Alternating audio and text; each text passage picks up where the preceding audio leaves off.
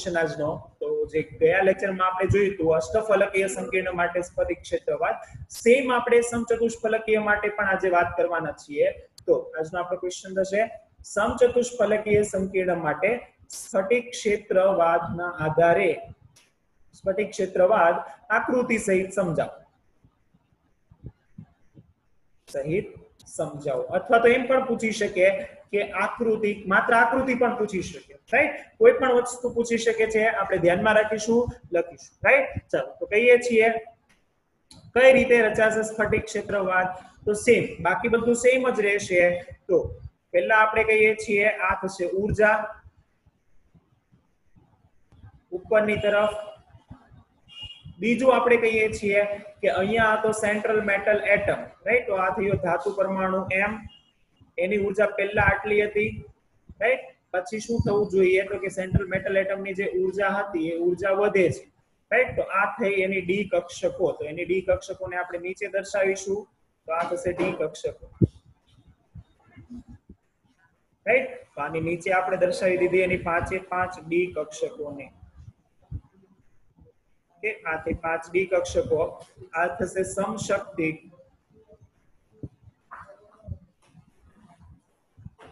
D કક્ષકો,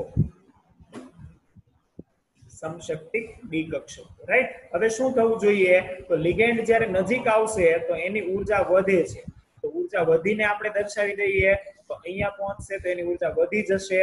તો એને આપણે આ રીતે દર્શાવીશું, રાઈટ?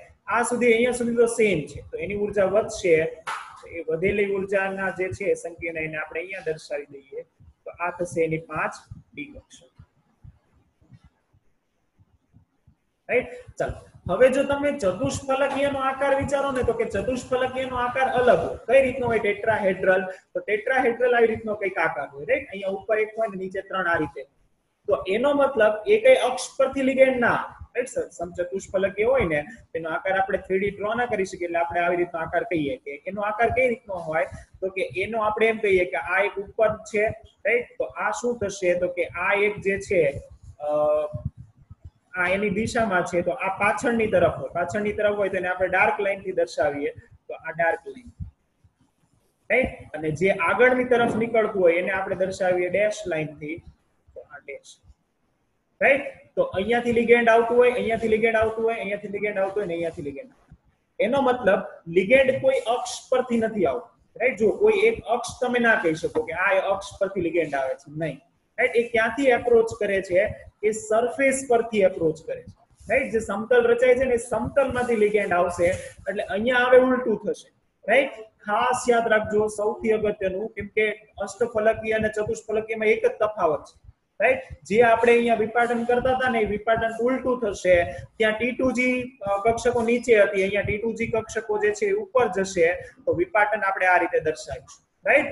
તો આ રીતે કહીશું કે આની જે છે ઉર્જા વધે, કેટલી વધે? તો એ થશે આ T2G કક્ષકો 3, રાઈટ?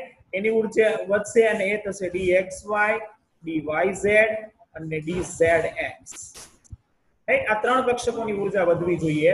અને સેમ આપણે કહીએ કે કોની ઉર્જા ઘટવી જોઈએ તો 2 કક્ષકો જે બાકીની છે એની ઉર્જા ઘટવી જોઈએ. અને એ એટલે dx2 - y2 અને dz2. આ 2 કક્ષકોની ઉર્જા ઘટવી જોઈએ, રાઈટ? સેમ વિપાટન જે થયું છે અહીંયાથી થયું છે તો એની કુલ ઉર્જા કેટલી થાય તો કે અહીંયાથી લઈને અહીંયા સુધીનું એ ઉર્જાનું થશે લેયર ડેલ્ટા ઓ જે, રાઈટ? ટેટ્રાહેડ્રલ માટે છે તો એને જો આપણને એવું કીધું છે કે એને આપણે ડેલ્ટા ટી પણ લખી શકીએ. ઓક્ટાહેડ્રલ માટે તો ડેલ્ટા ઓ અને આપણે ડેલ્ટા ટી પણ લખી શકીએ, રાઈટ? કઈ ખોટું છે નહીં.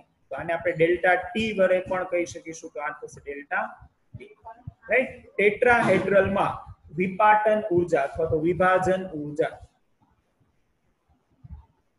રાઈટ? તો આ વિભાજનની ઉર્જા થશે સેમ. જુઓ ફરીથી એ તો સેમ જ રહેશે. શું તો કે કુલ ઉર્જા જે છે ને કક્ષકોની એ સમાન રહેવી જોઈએ. એટલે આ 3 કક્ષકોની ઉર્જા કેટલી વધવી જોઈએ તો કે આ જે 3 કક્ષકો છે ને એ 3 કક્ષકોની ઉર્જા વધવી જોઈએ +2/5 ડેલ્ટા ટી જેટલી. અને આની કેટલી ઘટવી જોઈએ તો કે આની ઘટવી જોઈએ -3/5 ડેલ્ટા ટી જેટલી, ત્યારે જો તમે બંને આની 3 કક્ષકો ગુણ્યા 2 આની 2 કક્ષકો ગુણ્યા 3 ત્યારે જ બંને ઇક્વલ થાય. જેટલી વધે ને એટલી જ ઘટવી જોઈએ તો જ બેલેન્સ રહે, રાઈટ? તો એનો મતલબ બધી ડી કક્ષકોની જે ઉર્જા છે એ સમતુલ્ય રાખવી હોય તો આપણે શું કરવું પડે? તો એની ઉર્જા સમતુલ્ય રાખવા માટે આપણે જેટલી ઉર્જા આની વધે છે એટલી આની ઘટાડવી પડે, જે આપણે અષ્ટફલકીયમાં જોયું, રાઈટ? તો સમચતુષ્ફલકીય માટે આ થશે ડાયાગ્રામ સ્ફટિક ક્ષેત્રવાદ માટે, રાઈટ? તો એ આપણે કહીશું સમચતુષ્ફલકીય માટે. જે બધું લખ્યું હતું ને એ જ બધું આમાં લખી શકો કે લિગેન્ડ જ્યારે આવે છે ત્યારે ધાતુ પરમાણુની ઉર્જા વધે છે. ધાતુ પરમાણુની ઉર્જા પછી જ્યારે લિગેન્ડ એપ્રોચ કરે છે ત્યારે ડી કક્ષકોનું વિભાજન થાય છે. ડી કક્ષકોનું વિભાજન એ શેમાં થશે? તો કે બે માં થશે, T2G કક્ષકોમાં અને EG કક્ષકોમાં. સમચતુષ્ફલકીય કક્ષકોમાં T2G કક્ષકનું વધે છે, EG કક્ષકોનું ઘટે છે. હવે આ મુદ્દા તમે જાતે લખી લેશો કે આના મુદ્દા હું લખાવડાવું? જે રીતે અષ્ટફલકીયના આપણે થિયરીના મુદ્દા લખેલા હતા ને એવી રીતે આપણે આના પણ મુદ્દા લખવાના છે. તમે જાતે લખી લેશો? યસ ઓર નો? નક્કી ના તો દો. ઓકે, જાતે. ઓકે, વાંધો નહીં, તમે લખી લો જાતે, રાઈટ? હા, ઓકે, યસ, બધાએ કીધું છે યસ યસ. હા, ઓકે, તો વાંધો નહીં. તો 2-3 મુદ્દા છે, જો તો નો ધ્યાનમાં આવ્યું હોય તો હું ફરીથી કહી દઉં તો તમે એ જોઈને તમે યાદ રાખી શકો છો. પહેલો મુદ્દો લખવાનો જે આપણે લખ્યો તો એ કે સમચતુષ્ફલકીય સંકીર્ણમાં મધ્યસ્થ ધાતુ પરમાણુ અને લિગેન્ડ પરમાણુ એ ઉર્જાનું ક્ષેત્ર ધરાવે છે. જ્યારે લિગેન્ડ એ મધ્યસ્થ ધાતુ પરમાણુની નજીક આવે ત્યારે એની ઉર્જા વધે છે. ત્રીજો મુદ્દો, જ્યારે લિગેન્ડ મધ્યસ્થ ધાતુ પરમાણુ સાથે જોડાય છે ત્યારે મધ્યસ્થ ધાતુ પરમાણુની ડી કક્ષકનું વિભાજન થાય છે, જેની વિભાજન ઉર્જા ડેલ્ટા ટી જેટલી હોય છે, જેમાં T2G કક્ષકો એટલે કે DXY, DYZ અને DZ કક્ષકોની ઉર્જા વધે છે અને EG કક્ષકો એટલે કે DX2 - Y2 અને DZ2 કક્ષકોની ઉર્જા ઘટે છે. કેટલી ઘટે છે? તો કે -3/5 ડેલ્ટા હોય, આ +2/5 ડેલ્ટા, રાઈટ? આ મુદ્દા તમારે જાતે લખવાના છે. જો કદાચ આ સવાલ છે ને 4 માર્ક્સમાં ના પૂછે, રાઈટ? સમચતુષ્ફલકીય વાળો, એટલે આના મુદ્દા હું લખાવતો નથી પણ તમારે લખવાના છે, રાઈટ? એ મુદ્દાઓ જેટલા થાય એ મુદ્દાઓ તમારે લખવાના છે. બસ મુદ્દાઓ લખવાના છે. પછી આમાં પ્રબળ નિર્બળ વાળું કશું લખવાનું નથી, રાઈટ? આમાં આવશે નહીં. એટલે આમાં 3 થી 4 જ મુદ્દા થશે, રાઈટ? કે વિપાટન થાય છે ત્યાં સુધી, ઓકે? એટલે બીજું આમાં આવવાનું છે નહીં, રાઈટ? તો આ થશે સમચતુષ્ફલકીય સંકીર્ણ માટે સ્ફટિક ક્ષેત્રવાદ. એક અગત્યનું આપણને આપેલું છે કે ઓક્ટાહેડ્રલ અને ટેટ્રાહેડ્રલનું જે વિપાટન થાય ને એની ઉર્જાનો ક્રમ આપણને આપેલો છે. કે સપોઝ આપણે કહીએ છીએ કે ટેટ્રાહેડ્રલ હોય તો હવે જુઓ, તમારે મને કહેવાનું છે, થોડુંક વિચારીને તમે મને કહેજો કે આ ઓક્ટાહેડ્રલ હતું અને આ ટેટ્રાહેડ્રલ હતું, રાઈટ? ઓક્ટાહેડ્રલ હતું અને ટેટ્રાહેડ્રલ હતું, કોનું વિભાજન અથવા તો વિપાટન વધારે થાય, રાઈટ? ઓક્ટાહેડ્રલનું વિપાટન વધારે થાય કે ટેટ્રાહેડ્રલનું વધારે થાય? વિચારો છો કોનું વિપાટન વધારે થશે? વિચારીને જવાબ આપો, ખાલી થોડુંક દિમાગ લગાવો, રાઈટ? વિપાટન કોના લીધે થાય છે, રાઈટ? એ કોણ છે, ક્યાંથી આવે છે, કેટલા આવે છે, એ વિચારો એટલે તમને ધ્યાનમાં આવશે કે કોનું વધારે થવું જોઈએ, કોનું ઓછું થવું જોઈએ, રાઈટ? પ્રશ્ન એ છે કે વિપાટન એટલે જ વિપાટન ઉર્જા, રાઈટ? વિભાજન એટલે જ વિભાજનની ઉર્જા. જેટલું વધારે વિભાજન થશે એટલી વધારે ઉર્જા હશે, જેટલું ઓછું થશે એટલી ઓછી ઉર્જા હશે. તો પ્રશ્ન એ છે કે આ બંને ઉર્જાઓમાંથી કઈ ઉર્જા વધારે હોય અને શા માટે, રાઈટ? આઈ થિંક આપણને એવું કઈ અંદર આપેલું નથી પણ તમારે મને કહેવાનું છે ફટાફટ, પછી આપણે નેક્સ્ટ ટોપિક તરફ જઈએ. એનીવન?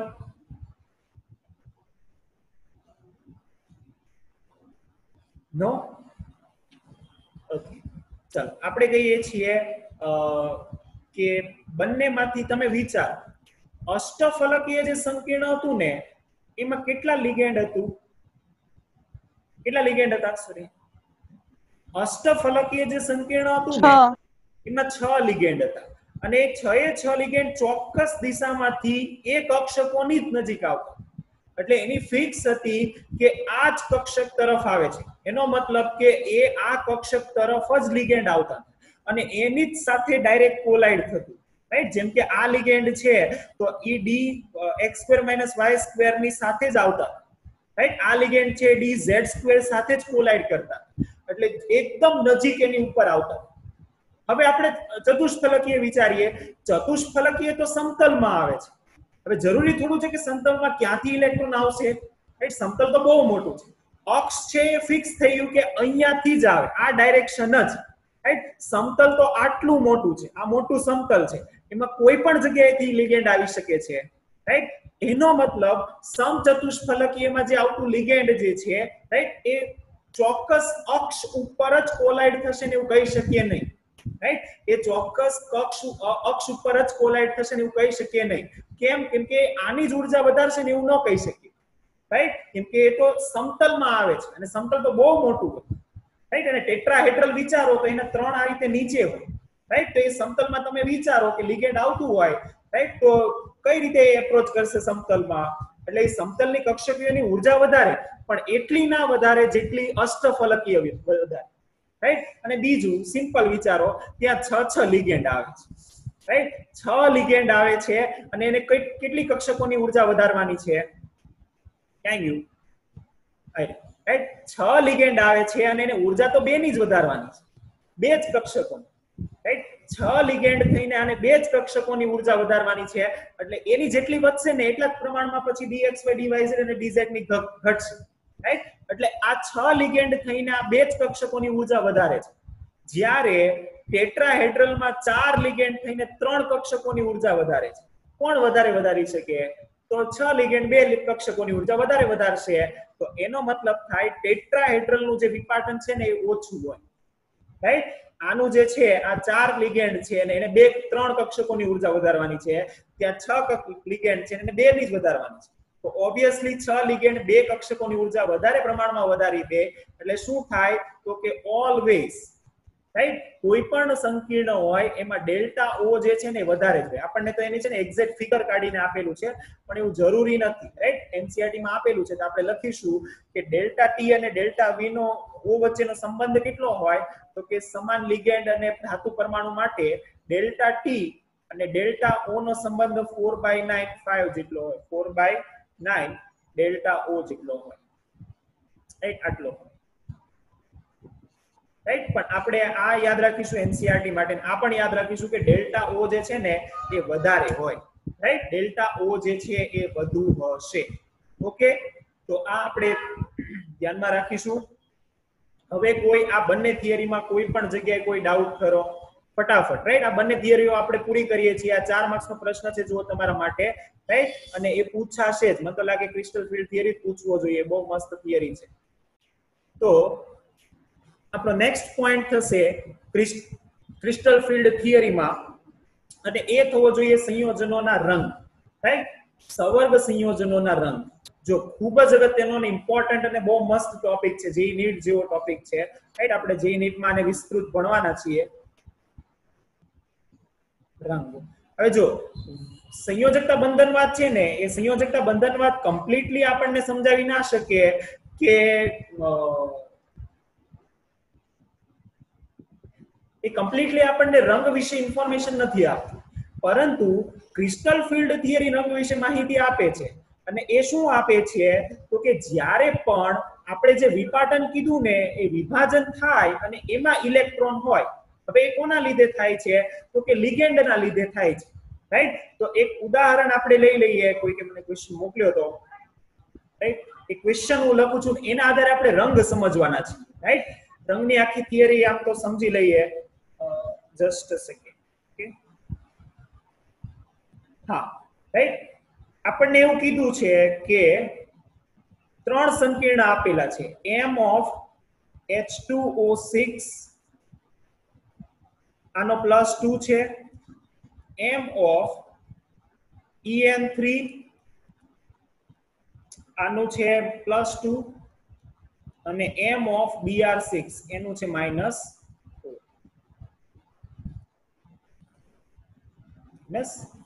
રાઈટ.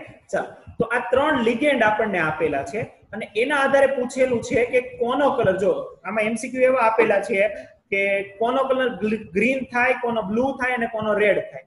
એટલે ગ્રીન બ્લુ રેડ ગ્રીન એવા બધા ઓપ્શન આપેલા છે, રાઈટ? એટલે આપણે એવું કહેવાનું છે કે કોનો કલર ગ્રીન થાય, કોનો કલર બ્લુ થાય ને કોનો કલર રેડ, રાઈટ? હવે હું એપ્રોક્સિમેટલી તમને શીખવાડું કે આ કઈ રીતે કરવાનું હોય, રાઈટ? બહુ ઈઝી છે, તમે એકવાર જો ધ્યાનમાંથી જોશો ને તો આવડી જશે. આપણે કહીએ છીએ કે મેં તમને થોડીક કાલે હિન્ટ આપેલી હોય, રાઈટ? હું તમને આજે ફરીથી થોડુંક હિન્ટ આપું, રાઈટ? કે વિપાટન જે થાય ને એ કોના લીધે થાય છે? લિગેન્ડના લીધે થાય, રાઈટ? જે ડેલ્ટા ઓ જે આપણને મળ્યું, ધારો કે કોઈ પણ માટે આ 6 છે, આ પણ 6 છે ને આ 6 છે, એટલે આપણે કહીએ છીએ કે અષ્ટફલકીય છે, રાઈટ? અષ્ટફલકીય હોય તો આ જે મળે એ આપણને મળે ડેલ્ટા ઓ. હવે આપણે એવું કીધું કે ડેલ્ટા ઓ એ શું છે? તો કે જો ઇલેક્ટ્રોન અહીંયા હોય ને એ અહીંયા આવે, રાઈટ? તો એ શું કરે? તો કે એ વિદ્યુત ચુંબકીય વિકિરણ સ્વરૂપે ઉર્જા મુક્ત કરે. અને ઇલેક્ટ્રોન તો આ બધી ખાલી જ પડેલી હોય, રાઈટ? આ જે કક્ષકો જે છે એ ખાલી પડેલી હોય ધાતુ પરમાણુ માટે, તો એનો મતલબ ઇલેક્ટ્રોન અહીંયાથી અહીંયા આવી શકે, અને જો એ ટ્રાન્ઝિશન કરે તો એ hc/λ સ્વરૂપે ઉર્જાનું ઉત્પન્ન કરે, રાઈટ? E ઉત્પન્ન કરે. હવે આપણે એ રીતે વિચારવાનું કે આ ડેલ્ટા ઓ છે ને એટલી જ ઉર્જા થાય. આ hc/λ કેટલું મળે? તો કે ડેલ્ટા ઓ જેટલું જ મળે, જેટલું આ વિપાટન હોય ને એટલી જ ઉર્જા મળે. તો એનો મતલબ આના આધારે આપણે હવે રંગ વિશે થોડીક વાત કરવાના છીએ, રાઈટ? તો આ તમને ધ્યાનમાં આવશે. તો આપણે કહીએ છીએ કે જેટલો પ્રબળ લિગેન્ડ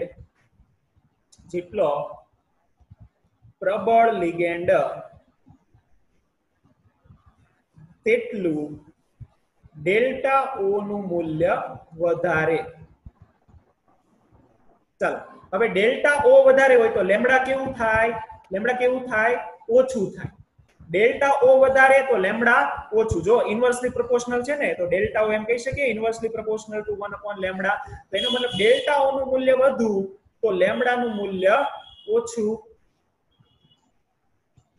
હવે આપણે જાની વાલી પીનારા આપણને ખબર છે, રાઈટ? તો આના આધારે આપણે કમ્પેર કરવાનું છે. જો અહીંયા ધાતુ તો સેમ છે, ખાલી આપણે એ કહેવાનું છે કે આમાંથી કોણ સૌથી છે. તો H2O મેં તમને કીધું હતું કે H2O જે છે ને એ વચ્ચેનું છે, રાઈટ? Br જે છે H2O કરતા નિર્બળ છે, અને En, CO, Cn-, NH3, EDTA આ બધા છે ને H2O કરતા પ્રબળ છે, એટલે En પ્રબળ છે. તો આ પ્રબળતા થઈ, રાઈટ? તો ચાલો ઉર્જાનો ક્રમ શું થશે? તો કે આ થઈ ગયું Br, આ થઈ ગયું H2O, En. તો એમ કહી શકીએ કે આનું ડેલ્ટા O જે છે એ સૌથી મેક્સિમમ મળશે, આનું એનાથી ઓછું અને આનું એનાથી ઓછું. તો એમ કહી શકીએ કે આ છે 1, આ છે 2 અને આ છે 3. જો આનું ડેલ્ટા ઓ મેક્સિમમ મળતું હોય તો લેમ્ડા કેવું મળવું જોઈએ?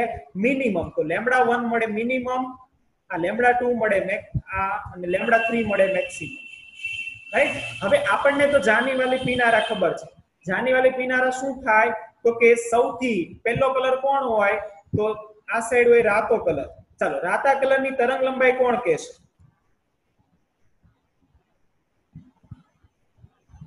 750 નેનોમીટર. યસ. અને જાંબલી રંગની તરંગ લંબાઈ કોણ કહેશે? 400 નેનોમીટર. એનો મતલબ જો આ 400 નેનોમીટર હોય, આ રાતો કલર છે તો એની તરંગ લંબાઈ કેટલી હોય? 750 નેનોમીટર, રાઈટ? અને વચ્ચે તમને ખબર જાની વાલી પીનારા આવે ને અહીંયાથી આમ જાવ એમ વધતા જાય. એનો મતલબ કે જેની તરંગ લંબાઈ ઓછી છે, રાઈટ, એનો કલર કોના જેવો થવો જોઈએ? જાંબલી જેવો થવો જોઈએ, રાઈટ? જાંબલી જેવો થવો જોઈએ. એટલે આ જે ઓપ્શનમાં આપેલા છે 3 કલર આપેલા છે, એક ગ્રીન થાય, આ 3 ઓપ્શન આપેલા છે, કોનો બ્લુ થાય, કોનો ગ્રીન થાય, રેડ થાય. તો જેની તરંગ લંબાઈ સૌથી ઓછી છે, જુઓ સૌથી ઓછી કોની છે?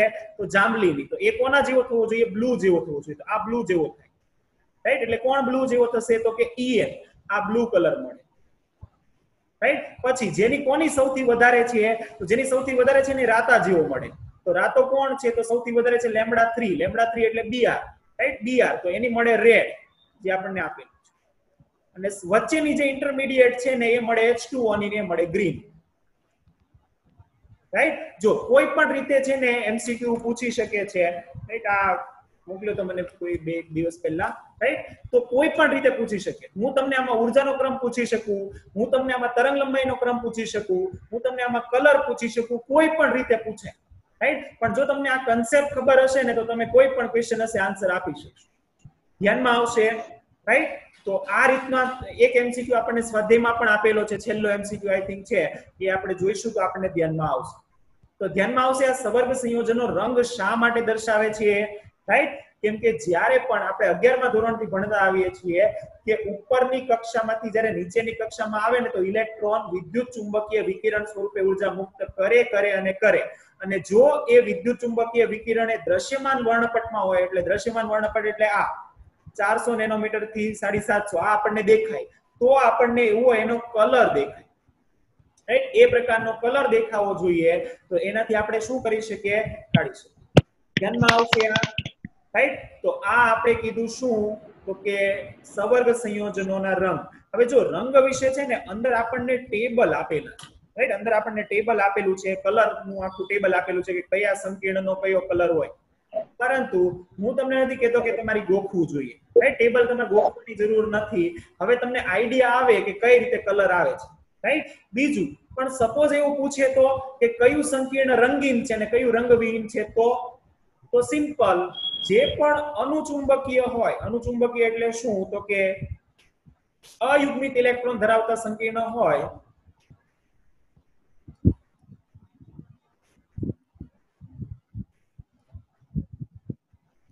એ સામાન્ય રીતે અયુગ્મિત ઇલેક્ટ્રોન ધરાવતા સંકીર્ણ સામાન્ય રીતે કલરિંગ હોય.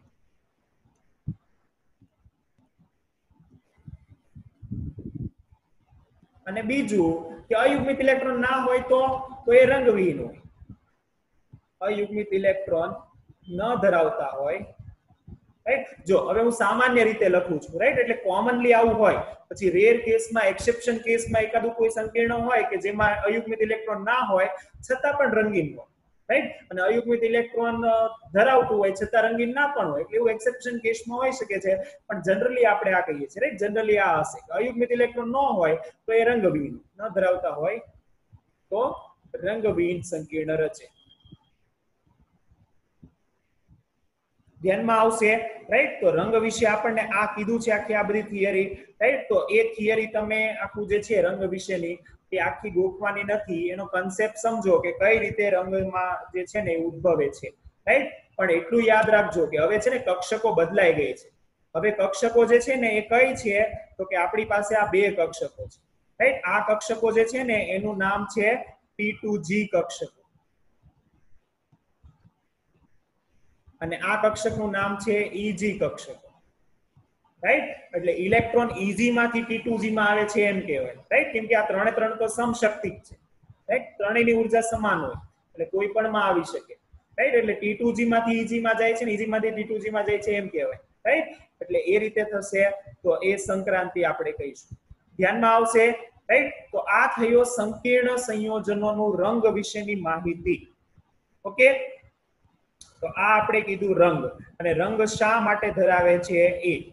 ઓકે, તો એ નું કારણ એક જ છે, અને એ એટલે કે સવર્ગ સંયોજનો જે છે ને એ T2G અને EG કક્ષકો વચ્ચે સંક્રાંતિ અનુભવે છે, સંક્રાંતિ કરે છે, અને જેના લીધે રંગ ઉદ્ભવે છે, રાઈટ? ચલો, હવે આજે આપણે CFT જે છે ક્રિસ્ટલ ફિલ્ડ થિયરી એ પૂરું કરવાના છીએ, અને એના માટે આપણે શું કરીશું, તો કે એની મર્યાદા લખીને આપણે પૂરું કરીશું, રાઈટ? જે VBT ની આપણે મર્યાદા લખીને પૂરી કરી હતી, ક્રિસ્ટલ ફિલ્ડ થિયરીની પણ મર્યાદા લખશું, અને આ જે છે આપણે પૂરું કરશું, રાઈટ? ચલો, તો આપણને એમ થાય કે આનાથી તો આપણે બધું સમજાવી શક્યા, તો શું આની મર્યાદા હશે? હા, કેમ નહીં? તો આપણે કહીશું ક્રિસ્ટલ ફિલ્ડ થિયરી જે છે ને એની પણ મર્યાદા છે, રાઈટ? અને એની મર્યાદા પણ પૂછી શકે. સપોઝ એમ પણ પૂછી શકે કે ક્રિસ્ટલ ફિલ્ડ થિયરી જે છે એ સમજાવો, અષ્ટફલકીય સંકીર્ણ માટે સમજાવો અને એની મર્યાદા લખો, રાઈટ? બંને પેરેલલ પૂછે, જેમ કે સમચતુષ્ફલકીય છે ને બહુ નાનો ક્વેશ્ચન છે, તો કેમ પૂછે કે સમચતુષ્ફલકીય સંકીર્ણ માટે સ્ફટિક ક્ષેત્રવાદ સમજાવી અને સ્ફટિક ક્ષેત્રવાદની મર્યાદા લખો. તો બે ક્વેશ્ચન એકની અંદર થઈ ગયા, તો એ 4 માર્ક્સમાં પૂછી શકે, રાઈટ? તો એવી રીતે પૂછી શકશે. જો બહુ મેજર મર્યાદા નથી, 1 થી 2 જ છે, તો એ આપણે કહીશું કે સ્ફટિક ક્ષેત્રવાદ છે ને એની અંદર આપણે ઓલમોસ્ટ બધું જ સમજાવી શકીએ કે અષ્ટફલકીય સંકીર્ણ કઈ રીતે રચાય છે, એનો રંગ કઈ રીતે છે, ચુંબકીય ગુણધર્મ આપણે સમજાવી શકીએ છીએ, પરંતુ જે બીજી વસ્તુ આપણે નથી સમજાવી શકતા એ કઈ છે, તો કે પેલું તો મર્યાદા લખીએ છીએ સ્ફટિક ક્ષેત્રવાદની મર્યાદા.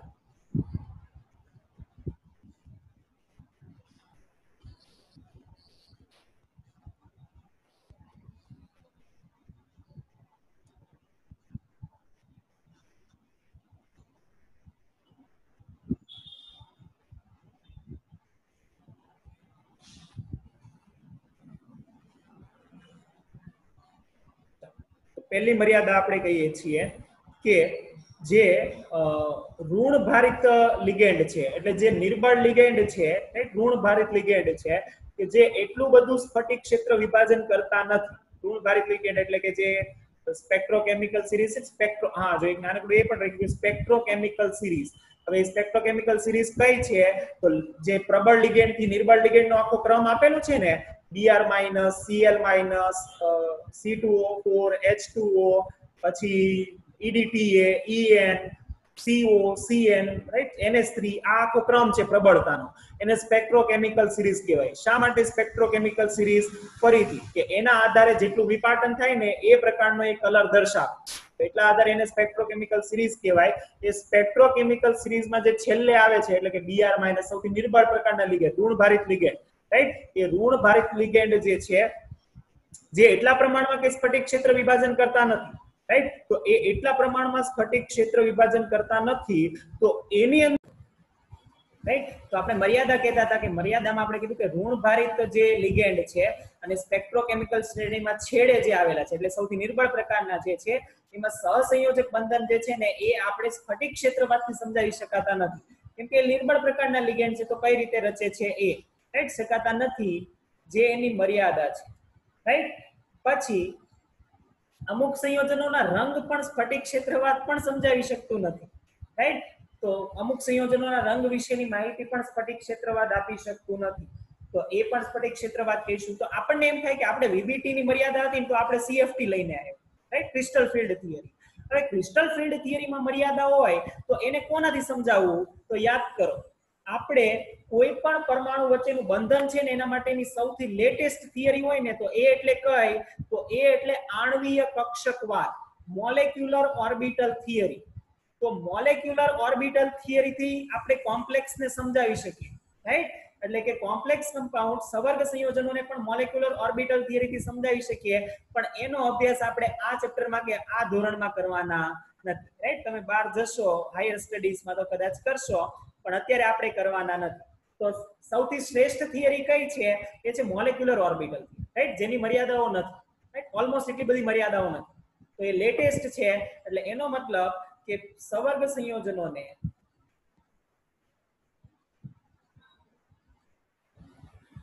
મોલેક્યુલર ઓર્બિટલ થિયરી એટલે કે આણ્વીય કક્ષકવાદના આધારે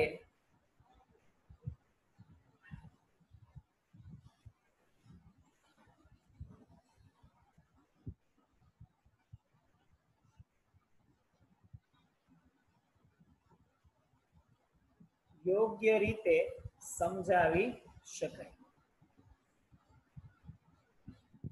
એનો મતલબ સીએફટી માં મર્યાદા તો છે જ, રાઈટ, અને મર્યાદા હોય તો નવો જે સિદ્ધાંત જોઈએ ને નવો સિદ્ધાંત કયો થવો જોઈએ?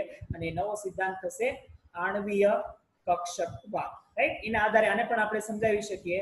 તો અહીંયા સ્ફટિક ક્ષેત્રવાદ આખો થયો પૂરો, રાઈટ. એમાં બે ત્રણ વસ્તુ આમ તો મેઇન છે. અષ્ટફલકીય વેરી વેરી વેરી ઇમ્પોર્ટન્ટ, સમચતુષ્ફલકીય ઇમ્પોર્ટન્ટ, અને ત્રીજું એટલે કે એનો કલર, રાઈટ, સવર્ગ સંયોજનોના રંગ. એ ત્રણે ત્રણ ટોપિક ખૂબ જ અગત્યના છે. તો અહીંયા સ્ફટિક ક્ષેત્રવાદ જે છે એ પૂરો થાય છે, રાઈટ. તો સ્ફટિક ક્ષેત્રવાદને અહીંયા આપણે પૂરો કરીએ છીએ. અગત્યનો સવાલ છે, આઈ હોપ તમે 2-3 વાર જે મેં તમને કીધું હતું એ લખ્યો હશે, રાઈટ. ના લખ્યો હોય તો ફરીથી લખી અને વ્યવસ્થિત રીતે પ્રિપેર કરી.